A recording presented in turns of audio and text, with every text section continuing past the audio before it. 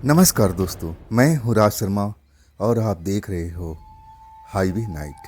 तो चले दोस्तों, आज की कहानी के सफ़र पर। दोस्तों, आज की कहानी जो हमें शेयर किए हैं ना, उनका नाम है मनीष, बिहार के रहने वाले। ये जो वाकया हुई थी ना उनके साथ में, साल था 2002 का, यानी एक लंबा अरसा बीत चुका है। मनीष कहते हैं कि मैं उस टाइम नौजवान था और मैं भूत प्रेत को कभी देखा नहीं था, ना मैं कभी डरता था।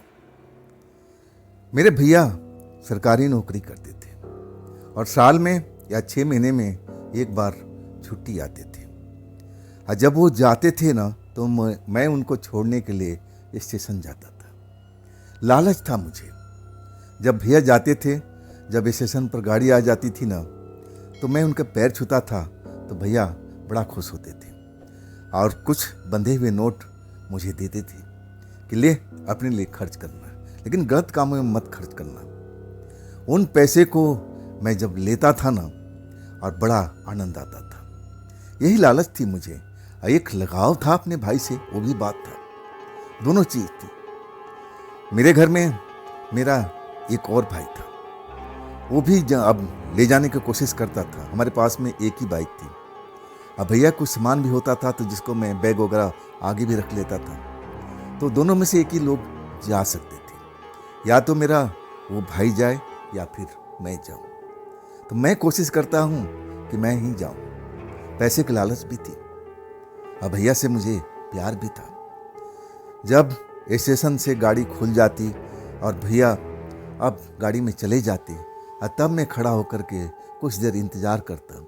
जब गाड़ी मुझे नज़र नहीं आती, तब मैं अपने बाइक स्टार्ट करता और फिर अपने घर की तरफ चला आता। ऐसा मैंने काफ़ी बार किया था। रात के टाइम में उनकी ट्रेन जो थी 9 बजे की होती थी, 9 साढ़े 9 बजे तक आ जाती थी, लेकिन कभी कभी ट्रेन लेट भी होती थी। ये जो घटना बता रहा हूँ ना, उस टाइम जो ट्रेन थी लेट हो चुकी थी।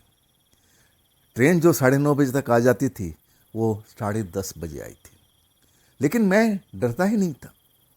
कभी भूत प्रेत से वास्ता पड़ा ही नहीं, तो डरूं किस बात के लिए। हाँ, वैसे ही करता हूँ। भैया ट्रेन में चढ़ जाते हैं, भैया पैसा वैसा मुझे दे देते हैं। कहते हैं कि नाजायज़ खर्च मत करना। आप बड़ा आनंद आता है उस टाइम भी। भैया जब चले जाते हैं ना, ट्रेन जब आंखों से उज्जवल हो जाती है, तब मैं अपने बाइक स्टार्ट करता हूँ और फिर अपने घर के लिए चल पड़ता हूँ। लेकिन ज़्यादा दूर अभी निकला भी नहीं था। स्टेशन से मात्र कुछ ही दूरी पर, जहाँ पर स्टैंड वगैरह था, जहाँ पर कुछ सवारी वगैरह मिलती थी, लेकिन रात के टाइम वो स्टैंड बिल्कुल खाली था। जब मैं उस स्टैंड में पहुँचता हूँ ना, तो अचानक मैं जब किसी को देखता हूँ ना, तो चौंक जाता हूँ। मैं एक ऐसी लड़की को देखता हूँ जो मेरे एक पुराने मित्र के साथ संबंध में थी। प्यार दोनों लोग करते थे। मेरा मित्र ने मुझे मिलवाया था उस लड़की से। अब मेरी थोड़ी बहुत उस टाइम बातचीत भी हुई थी। अब मैं चेहरा पहचानता था। अकेले खड़ी थी, शायद किसी साधन का इंतज़ार कर रही थी। शायद ये भी इसी ट्रेन से आई थी जिसे भैया अब गए थे। जब मैं देखता हूँ ना, और वहाँ पर उसके कोई साथ नहीं होता, तो मैं बाइक रोक देता हूँ। मैं नाम तो जानता था, परिचित तो अब मेरे दोस्त ने करा दिया था, तो मुझे दिक्कत नहीं हुई। याद आ गया उसका नाम। हाँ, मैं उसके पास जाता हूँ कि आप यहाँ पर अकेले, कोई साथ में नहीं है क्या? हाँ, तब वो मुझे पहचानने लगती है। बड़ी देर तक मुझे देखती है। हाँ, कहती है कि हाँ, अब मैं पहचान गई। क्या आप गांव की तरफ जा रहे हो? तब मैंने कहता हूँ कि हाँ, मैं तो जा रहा हूँ गांव की तरफ में, लेकिन आप अकेले कहाँ से आ रही हो? मेरा दोस्त कहाँ है? हाँ, तब वो कहती है कि दोस्त से संबंध उसका टूट चुका है, सालों हो चुका है। मैं पूछने लगा कि बात क्या हुई, गलती गलती किसकी तरफ से है, दोस्त की तरफ से या आपकी तरफ से? और तब वो कहने लगी, नहीं, मैंने कोई गलती नहीं की, आपके दोस्त ने गलती किया। खैर छोड़िए, अगर आप चल रहे हैं तो मैं आपके साथ बैठ सकती हूँ। मैं कहने लगा, हाँ हाँ, क्यों नहीं, बैठ जाइए और मैं आपको छोड़ दूँगा। मेरा जो गांव था ना, उस गांव से पहले ही उसका गांव पड़ता था। छोटा सा गांव था। और वहाँ की वो लड़की थी। मैं एक बार उससे मिल चुका था, मेरे दोस्त ने मिलवाया था, मैं जो आगे बताया हूँ। अब मैं उसको देखते ही पहचान गया था। बिल्कुल चेहरा वैसे कि वैसे था, कोई बदलाव नहीं था। उसका कहना था कि अब दोनों में कोई संबंध नहीं रहा, कोई प्रेम नहीं रहा। तुम्हारे दोस्त ने अब कोई गलती किया था और उसी की वजह से संबंध टूट चुका था। अब इसके आगे की बात मैं जानना चाहता था और वो बार बार जिद कर रही थी, देखिए लेट हो रहा है, आप बाइक स्टार्ट कीजिए, रास्ते में हम लोग बातचीत कर लेंगे ना। मैं बाइक स्टार्ट करता हूँ और धीरे धीरे चलाता हुआ, रास्ता उस टाइम कुछ ऐसा ही था, बरसात का टाइम था तो संभल संभल कर चलना पड़ता था। मैं पूछता हूँ कि आखिर अब गलती कहाँ से हुई। तब वो कहने लगे कि देखिए, अब उसकी बात को छोड़ दीजिए, हम उस बात को दोहराना नहीं चाहते हैं। आप अपने दोस्त से पूछ लेना आखिर उस रात उसने मेरे साथ में क्या किया था। मैं कहने लगा कि वो काफ़ी दिनों से मुझे मिला नहीं, मुझे लगता है कहीं वो बाहर निकल चुका है, कोई शहर में है, तभी तो मुझसे मिल नहीं पाता है। तब वो लड़की कहने लगी, मैं उसके बारे में कुछ जानकारी नहीं दे पाऊंगी। चलिए, अब मैं तो चल ही रहा था, लेकिन मेरे मन में अशांत था। मैं इतनी खूबसूरत लड़की जो मेरी दोस्त की प्रेमिका थी, और कौन सी गलती की वजह से दोनों में अनबन हो चुकी थी, मैं ये जानने में इच्छुक था। लेकिन जो लड़की थी नहीं, बताने के मूड में नहीं थी। मैं अब सोच लिया कि छोड़ो, जब बताना नहीं चाहती है तो मैं सोचा कि जब दोनों में संबंध टूट ही चुका है तो मैं एक बार थोड़ा सा मैं भी लाइन मार लूँ, देखता हूँ कि मेरी गाड़ी की पटरी पे बैठती है कि नहीं बैठती है। मैं भी नौजवान था, लड़की बड़ा खूबसूरत थी। मैं कहने लगा कि देखिए, मैं अपने दोस्त को जानता हूँ, उसका जो रुचि है ना, अलग अलग लड़कियों में रहती है, बाकी में उसका ऐसा ही स्वभाव था। हम लोग जो थे ना, बस देखते रह जाते थे। और वो चैलेंज दे के कहता था कि देख, मैं उस लड़की को पटा के रखूँगा, तुम लोग शर्त लगा लो। और वाकई में ना जाने उसमें ऐसा क्या जादू था कि वो लड़कियों को पटाने में माहिर हो चुका था। अब मैं सोचा कि चलो इसी बहाने से अब थोड़ा सा मेल जोल कर लिया जाए। मैं उससे पूछने लगता हूँ कि आजकल आप क्या करती हो। तब कहने लगी, मैं शहर में रहती हूँ, काम करती हूँ, नौकरी करती हूँ। मैं अब आज घर जा रही हूँ। मैं पूछा कि अगर आपसे मिलना हो तो कहाँ मिल सकते हैं। तब कहने लगी कि आप या तो शहर में आ जाओ, मैं ठिकाना बता दूंगी, या फिर गांव में मिल सकते हो, लेकिन हर शाम को मैं या दिन को नहीं मिल सकती।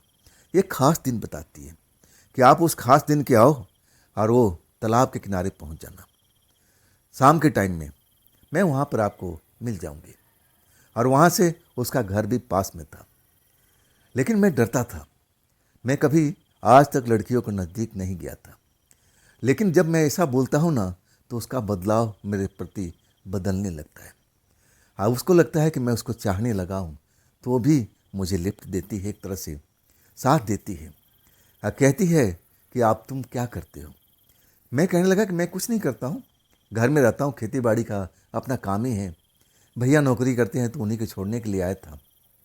अब मुझे करने की क्या जरूरत है, सब कुछ तो है हमारे पास में, मैं क्यों शहर शहर भागूँ, नौकरी की तलाश में क्यों पढ़ूँ। ऐसा मैं कुछ करना ही नहीं चाहता, मेरे पास पैसे की कमी नहीं। मैं एक तरह से अब उसको इम्प्रेशन दे रहा था ताकि वो पिघल जाए, मेरे काबू में आ जाए, मुझसे दोस्ती कर ले। और लग भी रहा था, बड़ी मीठी मीठी बातें करने लगी और आखिरकार कहती है कि चलो हम उस पुलिया पर बैठ के थोड़ी देर बातचीत करते हैं। गांव के नज़दीक हम पहुंच चुके थे। अब बस आधा किलोमीटर या 800-900 मीटर के आसपास में अब उसका गांव था और उससे पहले एक पुलिया थी। जब वो बोलती है ना, तो मेरा मन खुश हो जाता है। मैं भी बाइक रोक देता हूँ और उस पुलिया पर जाके हम दोनों बैठ जाते हैं। बड़ी मोहब्बत वाली बातें अब शुरू हो जाती है। मैं कभी आज तक किसी लड़की से इतने नज़दीक से बैठ कर के मैं तो कभी सपने में भी नहीं सोचा था कि इतना सुंदर लड़की के नज़दीक बैठ कर के मैं उससे प्रेम मोहब्बत की बातें करूँगा। मन ही मन बड़ा खुश होता हूँ। आखिरकार लड़की सरकते सरकते बिल्कुल पास में आ जाती है और सच कहूँ ना, मैं अपना होश खोने लगता हूँ। ऐसा लगता है कि बस मैं एकदम आसमान में उड़ रहा हूँ। मुझे लगता है कि बस इस लड़की के अलावा और कोई मेरी मंजिल हो ही नहीं सकती है। मैं अपने घर बार, मैं कौन हूँ, मेरा घर बार कौन है, मैं कहाँ गया था, कैसे आ रहा हूँ, सब कुछ भूल जाता हूँ। बस मुझे याद रहता है उसी लड़की के बारे में। और वो लड़की मुझसे चिपटी हुई प्रेम मोहब्बत की बातें करते करते बिल्कुल मेरे से लिपट गई थी।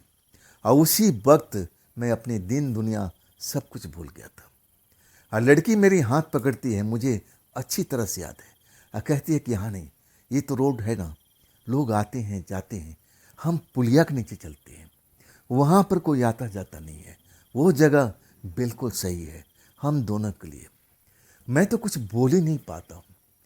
मैं जादू से बंधा हुआ और उसके साथ उस पुलिया के अंदर चला जाता हूँ। अच्छा खासा जगह है वहाँ पर, इंसान खड़ा होकर के आर पार, अब रोड के आर पार जा सकता था। ऐसी पुलिया थी, पानी नाम का कोई चीज़ नहीं था, और हम दोनों उसी पुलिया में चले जाते हैं। लड़की मेरे बदन के कपड़े उतारने लगती है, और तभी मुझे होश नहीं रहता कि ऐसा ये क्यों कर रही है। मैं तो ऐसा सोचा भी नहीं था कि मैं इतना जल्दी इस जगह तक, इसके नज़दीक इतना पहुंच जाऊंगा। मैं सोच विचार का, मेरे पास ऐसा लग रहा था कि मैं सोच ही नहीं सकता हूँ। मेरा दिमाग एकदम फ्रीज हुआ पड़ा है। बस जो लड़की कह रही है मैं वो करने पर उतारूँ। आखिरकार वो मेरे साथ संबंध बनाने लगती है, जहाँ तक मुझे याद है। अब इसके बाद मेरी आंख भारी भारी होती जाती है। ऐसा लगता है कि मेरी आंखों में नींद आ रही है, नींद आ रही है। मैं सोता जा रहा हूँ, सोता जा रहा हूँ। और जब मेरे गले पर दबाव बनता है, ऐसा लगता है कि मेरा दम घुट रहा है, सांस नहीं लिया जा रहा है। ऐसा लग रहा है कि मेरी अब एक एक सांस के लिए मैं लड़ रहा हूँ। और तब जैसे मेरी चेतना जागती है, और जो मैं दृश्य देखता हूँ ना, आप कल्पना भी नहीं कर सकते। वही लड़की थी, वही सब कुछ था, चेहरा मोहरा सब कुछ वही था। बस उसकी आंखों के रंगत बिल्कुल बदल चुका था। आंखें एकदम लाल लाल अंगारे की तरह दिख रहे थे। चेहरा एकदम ऐसा सुर्ख हुआ पड़ा था, और वो दोनों हाथ से मेरी गला दबा रही थी। कह रही थी कि जैसा तेरे दोस्त के साथ मैंने किया, लेकिन वो तो बच करके भाग गया, लेकिन तू नहीं भाग सकता। मैं अपना बदला लेकर रहूंगी। तेरे दोस्त के साथ में तुम ऐसा कर नहीं पाई, लेकिन मैं तुझे छोड़ूंगी नहीं। तब तक मैं अपने होश में आ चुका था। उस लड़की को ढकेलता हूँ, कहता हूँ कि तुम क्या कर रही हो, लेकिन वो मेरी किसी बात का जवाब नहीं देती है, गला घोंटती जा रही है। अब मैं उसको दूर हटाने की कोशिश कर रहा हूँ। जब उसका आंखें देखता हूँ ना, तब भी मैं अब एकदम सहम जाता हूँ। अरे, इसकी आंखें इतनी सुर्ख कैसे हो गई है, इसकी आंखें चमक क्यों रही है। तब मुझे ज्ञात होता है कि इसमें अपार शक्ति है। मैं इससे जीत नहीं पा रहा हूँ। मैं हष्ट-पुष्ट शरीर वाला था, लंबा चौड़ा था, ताकतवर था, लेकिन एक मासूम सी लड़की के आगे मैं हार मान लिया था। ऐसा लगा कि ना, मेरे बस का नहीं है, ये तो मुझे मार डालेगी। तब मैं आखिरी कोशिश करता हूँ, और जैसे ही आखिरी कोशिश करता हूँ ना, तो थोड़ा सा मोहलत मुझे मिल जाता है। वो अपना हाथ जैसे मेरे गले से हटा लेती है, और वही मौका था। मैं अस्त व्यस्त, मेरे कपड़े हुए पड़े थे, लेकिन मैं परवाह नहीं करता। उस पाइप में से, यानी नाले की जो पुलिया थी, एक बड़ा सा पाइप ट्यूब जैसा था, और उसी के अंदर में हम दोनों थे। मैं निकल के भागता हूँ, और वो मेरे पीछे भागती है कि तू भाग कहाँ रहा है, तू भाग ही नहीं सकता। देखिए संजोग, स्टेशन से हमारे ही गांव के नौजवान बाइक पर लौट रहे थे। जैसे ही मैं नाले से ऊपर आता हूँ ना, अपनी जान बचाते हुए, वो एकदम मेरे पास आ जाते हैं। और उन्होंने मेरे शायद बाइक भी देख लिया था, और बाइक देख के पहचान गए थे कि मैं हूँ, और आके रोक देते हैं। जैसे आते हैं, तब मेरा नाम लेके पुकारते हैं, अरे दोस्त, तुम यहाँ क्या कर रहे हो। मैं कहूँ कि मैं उनसे जाके लिपट जाता हूँ, भैया मेरी जान बचाइए, भैया मेरी जान बचाइए, वो मुझे मार देगी। लेकिन वो लड़की ना जाने कहाँ गायब हो चुकी थी, अब तो नजर ही नहीं आ रही थी। और वो कह रहे, कौन कौन तुम्हें मारने वाली है, अरे बताओ तो सही, तब मैं कहता हूँ कि नाले में है। दोनों जिगर वाले लड़के थे। जैसे मैं पहले था ना, मैं डरता नहीं था, भूत प्रेत को मानता नहीं था, वो भी नहीं मानते थे। वो तुरंत नाले में उतर जाते हैं, कहते हैं वहाँ कोई नहीं है, तुम किसकी बात कर रहे हो, क्या तुम नशे में हो, कोई ऐसा सूखा नशा तो नहीं कर लिया। मेरे मुंह को सूंघते हैं। मैं कोई नशा करता ही नहीं था। उनको लगा कि मैं नशे में हूँ, लेकिन जब मैं बताता हूँ पूरी कहानी तो विश्वास नहीं करते। ऐसा कैसे हो सकता है, ऐसा कैसे हो सकता है। वाकई में वो मेरी बात को बिल्कुल विश्वास नहीं कर पाए। कहते हैं अरे चल भाई, घर चलते हैं, तू कोई सूखा नशा कर रखा है, तभी तू ऐसी हरकत कर रहा है। आखिरकार वो मेरे साथ में कहते हैं चल यहाँ से। हम अपना गांव पहुंच जाते हैं। ये बातें मैं अपने परिवार में किसी को नहीं बताता हूँ। क्या बताऊँ कि मैं एक लड़की के मोहब्बत में पड़ गया था, वो मुझे मारना चाहती थी। मैं अब रात भर अभी घटना के क्रम में सोचने लगता हूँ कि आखिर उसका चेहरा, मुहूर्त, सब कुछ वही था। उसकी आंखें ऐसी कैसे भयानक हो गई थी, चमक कैसी रही थी, और वो मुझे मारना क्यों चाहती थी। खैर, परिवार में ना बोला और ना किसी दोस्त मित्र को। और वो जो दोस्त था जिसकी वो प्रेमिका थी, वो शहर में चला गया था। और इसके बाद 3 महीना गुजर जाता है। और 3 महीने के बाद वो दोस्त गांव में आता है। और तब मैं उससे मिलता हूँ, दुआ सलाम होता है। और तब मैं उस लड़की का नाम लेता हूँ और कहता हूँ कि भाई, तुमने उसके साथ संबंध तोड़ लिया है क्या। तब वो मेरे मेरी तरफ चौंक के देखता है, कहता है किसकी बात कर रहे हो। मैंने कहा उस लड़की का जिसके साथ में तुम्हारा चक्कर चलता था। तब दुखी मन से कहने लगा, अरे भाई, उसकी तो मौत काफ़ी दिन पहले हो चुकी है, वो तुम्हें कहाँ मिली। सच कहूँ ना, मेरे पैरों के आगे ऐसा लग रहा था कि धरती सरक रही है। मुझे लग रहा था कि मैं अंधेरे में गिरता जा रहा हूँ, चक्कर आ रहा है। तब वो मुझे संभालता, क्या हुआ मेरे दोस्त, क्या हुआ। अब मैं पूरी घटना बताता हूँ, उस बातों को छिपा करके कि वो मेरे साथ संबंध बनाई थी, मुझे मारना चाहती थी, कह रही थी कि तुमने उसको धोखा दिया है। ये सब बातें अब मैं ना बता करके प्रेम संबंध का अब बाकी बातें बताता हूँ। तब मेरा दोस्त कहता है कि नहीं दोस्त, इसमें मेरी कोई गलती नहीं है, मैं उसको धोखा नहीं दिया था, वही मेरे से किनारा कर लिया था। कहने लगी कि मेरी शादी हो रही है, मेरा रिश्ता तय हो चुका है, अब तुम मुझसे मिला ना करो। लेकिन उसका चक्कर किसी और के साथ में चल रहा था। तब मैं नौकरी के जुगाड़ में था और मुझे नौकरी भी मिल गई थी। अब मैं शहर निकल गया और उसके बाद मैंने उससे कभी मिला नहीं। हाँ, जब मैं गांव आया था कुछ दिनों के बाद में, तब मुझे पता चला और उस गांव के लड़के ने, मेरा जो दोस्त थे, वो बताए कि वो मर चुकी है, उसको सांप ने खा लिया था। सांप उसके सीने पर बैठा हुआ था और उसको डंस मार लिया था। उसकी माँ ने देखा था, उस सांप को भी देखा था। सांप बहुत जहरीला था। उसको हॉस्पिटल में लेकर जाते जाते उसकी मौत हो चुकी थी।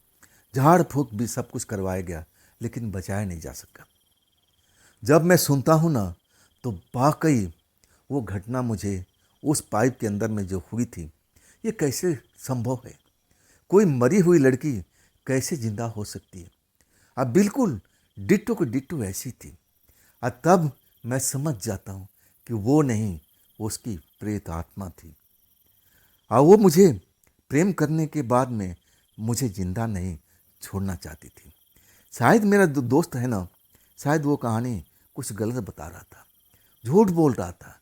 शायद उसने कोई अब गलतफहमी उसके साथ में पैदा किया था। वो लड़की शायद सच बोल रही थी और वो उसका गुस्सा मेरे से उतार रही थी, क्योंकि मैं भी उसका दोस्त था। तो दोस्तों, उस रात तो मेरी जान बच गई थी। अगर वो मेरे गांव वाले लड़के नहीं आते तो शायद मैं बच भी नहीं पाता। इस घटना को बहुत साल बीत गए और आज भी मैं इस घटना को याद करता हूँ ना, तो मेरे रोम रोम सिहर जाता है। जैसे लगता है कि बस रात का ही तो घटना है। उसकी अंगार जैसी आंखों को मैं आज भी भूल नहीं पाता। तो दोस्तों, ये थी आज की कहानी, मनीष जी की भेजी हुई। ये कहानी आपको कैसी लगी कमेंट में ज़रूर बताइएगा। हाँ दोस्तों, अगर आपके पास भी ऐसा कोई घटना है, कोई कहानी है, कोई अपनी आप बीती है, तो आप मुझे इंस्टाग्राम पर, मेरे व्हाट्सएप नंबर पर, मेरी मेल आईडी पर आप मुझे शेयर कर सकते हैं। हाँ दोस्तों, ये भी चैनल आप ही का है, तो इसको भी अपना प्यार प्यार दीजिए, लाइक कीजिए, सब्सक्राइब कीजिए, शेयर कीजिए अपने दोस्तों के साथ में, और हाइप का बटन तो अवश्य दबाइएगा। तो दोस्तों, फिर मैं कल मिलता हूँ इसी समय पर, इसी चैनल पर, इसी टाइम पर। आप लोग अपना ख्याल रखिएगा। नमस्कार।